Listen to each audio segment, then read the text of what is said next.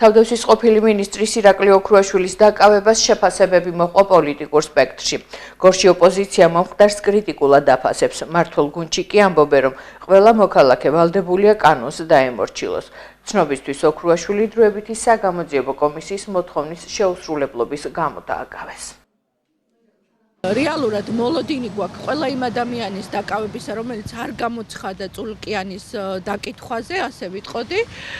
ფაქტი ის არის, რომ რეპრესიები იყო საქართველოში და უფრო მეტად გაამკაცრეს რეპრესიები და ხალხს დაშინება, რომ აი იცით რა, თუ ამ ხალხს ჩვენ ყველას დავიჭერთ, თქვენ ქუჩაში არ გამოხვალთ, მაგრამ ამ მთავრობამ ვერ ინახა ის, რომ ასე ვიტყვი, რაც უფრო მეტ სისულელეს გააკეთებენ და მეტ ადამიანს დაიჭერენ, უფრო მეტი ადამიანი გავა ქუჩაში და ბოლო-ბოლო ერთხელ და სამუდამოდ გამოაფხიზლებენ იმ ადამიანებს, რომლებიც მიწინებულები იყვნენ. სწორი გადაწყვეტილება მიიღო ოქრუაშვილმა, როდესაც არ გადაიხადა 20,000 ლარიანი გირაო.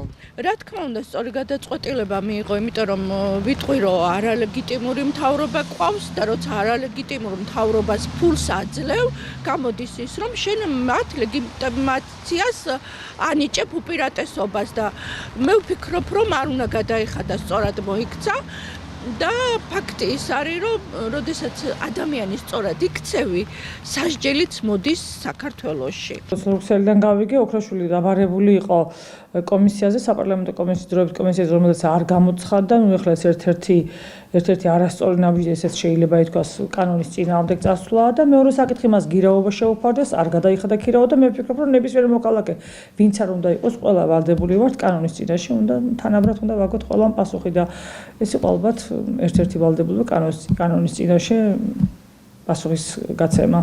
ოპოზიცია რას ლაპარაკობს, ეს საერთოდ ნაკლებად საინტერესოა. პარლამენტი არის ნდობით აღჭურვილი ქართველი ხალხის 1,200,000-ზე მეტ ადამიანმა დაუჭირა ჩვენს საკანონმდებლო ორგანოს მხარი და ისე რომ ახლა ოპოზიცია რას ლაპარაკობს, ეს კიდევ შეიძლება ანგარიშის გადაწყვეტის სიტყვები საერთოდ არ არის.